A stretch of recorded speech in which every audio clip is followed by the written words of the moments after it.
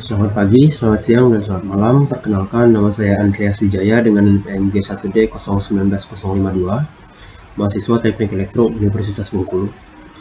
Video ini ditujukan untuk memenuhi tugas dari mata kuliah Instrumentasi Biomedis mengenai anatomi dan fisiologi pada manusia.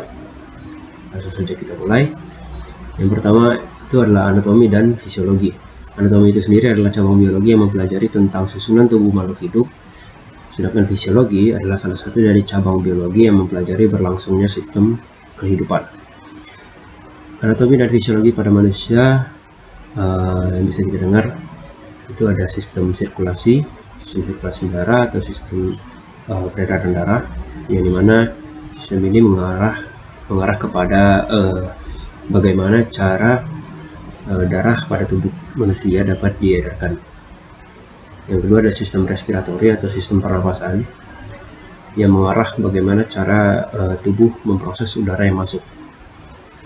Dan yang ketiga sistem digestif atau sistem pencernaan, mana sistem ini mengarah kepada bagaimana tubuh kita memproses makanan yang masuk menjadi energi. Yang pertama adalah sistem sirkulasi, terdiri dari dua organ penting, yaitu jantung dan pembuluh darah arteri dan pembuluh darah vena. Yang pertama adalah jantung. Jantung memiliki fungsi memompa darah ke seluruh tubuh, dan jantung ini merupakan organ vital pada manusia.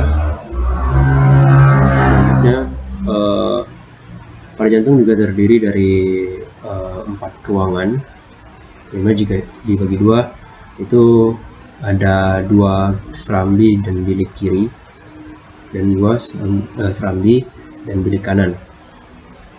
Atau pembagiannya secara jenis ada 2 atrium dan 2 ventrikel. Pada serambi dan bilik kiri terdapat darah yang kaya akan oksigen, sedangkan pada serambi dan bilik kanan itu terdapat darah yang bersifat kotor. Dan selanjutnya adalah pembuluh darah arteri dan pembuluh darah vena. Secara sederhana, pembuluh darah arteri dan pembuluh darah vena merupakan berfungsi untuk membawa darah menyebar ke seluruh tubuh, di mana masing-masing dari fungsinya adalah: pertama, pembuluh darah arteri berfungsi untuk membawa darah dari jantung menuju ke seluruh tubuh, dan darah yang dibawa oleh pembuluh darah arteri itu adalah darah yang kaya akan oksigen. Sedangkan pada pembuluh darah vena itu merupakan pembuluh darah yang berfungsi membawa darah menuju ke jantung. Selanjutnya sistem respiratori atau sistem pernapasan.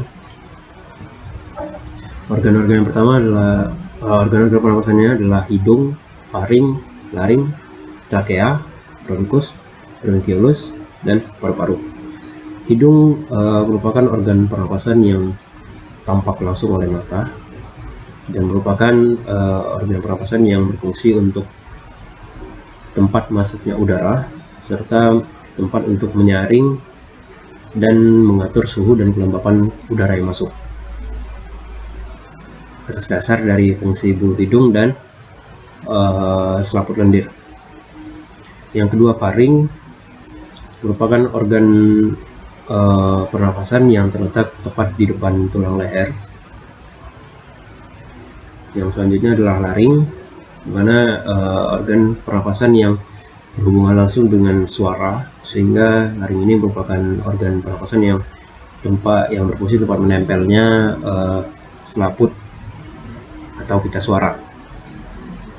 Selanjutnya adalah trakea. Trakea ini adalah organ pernapasan yang berfungsi untuk mengatur, membuka atau menutupnya katup pada saluran pernapasan dan pencernaan sehingga tidak mengalami kesalahan saluran.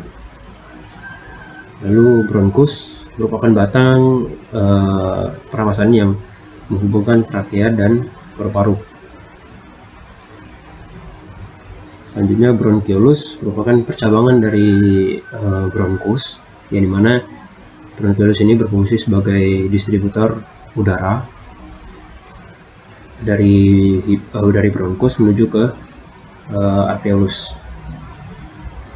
Lalu paru-paru itu sendiri berfungsi sebagai tempat pertukaran oksigen dan karbon dioksida atas dasar dari adanya alveolus di dalam paru-paru, serta dalam paru-paru juga terdapat merupakan tempat bernaungnya bronkus, bronchiolus, dan alveolus.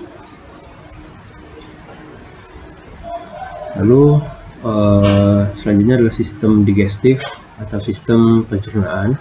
Yang pertama mulut, yang kedua kerongkongan, yang ketiga lambung, 4 usus halus, 5 usus besar, 6 pankreas, dan 7 hati.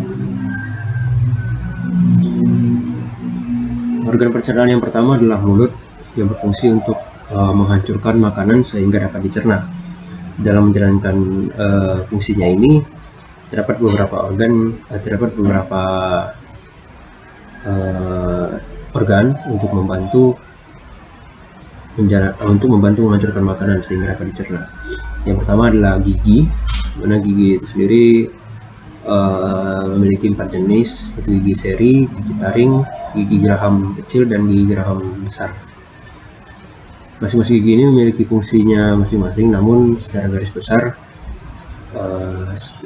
keempat jenis gigi ini berfungsi untuk mengunyah makanan.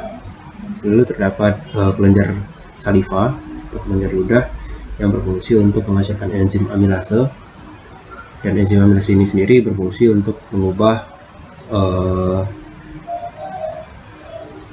zat amilum menjadi zat gula maltosa. Selanjutnya adalah kerongkongan, merupakan organ pencernaan yang berfungsi sebagai saluran untuk makanan dari mulut menuju ke lambung.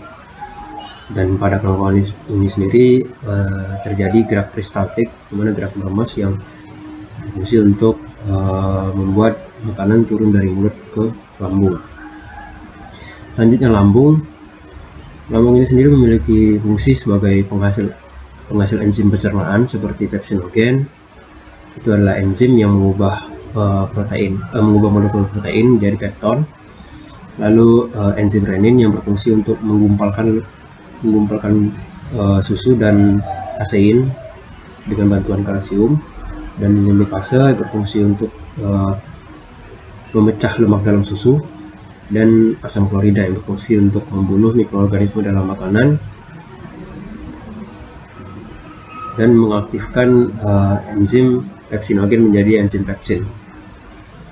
Selanjutnya adalah usus halus dan usus besar.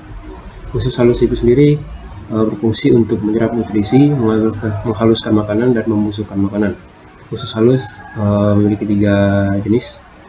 Itu ada usus halus 12 jari atau duodenum, usus kosong atau jejunum, dan usus penyerapan atau ileum. Usus 12 jari itu bermuara pada saluran getah pankreas dan saluran empedu. Selanjutnya adalah usus besar, berfungsi untuk mengabsorpsi air dan mineral, tempat pembentukan vitamin K, dan melakukan gerak peristaltik untuk membuat makanan yang tidak dapat diserap lagi menuju ke anus. Selanjutnya adalah pankreas, di mana organ pencernaan yang berfungsi untuk menghasilkan enzim trypsin, yaitu adalah enzim yang berfungsi untuk mengubah protein menjadi asam amino. Lalu amilase berfungsi untuk mengubah zat senyawa amilum menjadi zat gula maltosa, dan lipase yang berfungsi untuk mengubah lemak menjadi asam lemak dan gliserol. Selanjutnya adalah hati. Itu adalah organ pencernaan yang berfungsi untuk menghasilkan cairan empedu yang berwarna hijau tua dan terasa pahit. Sekian pemaparan dari saya. Jika ada kesalahan kata maupun penjelasan, saya mohon maaf.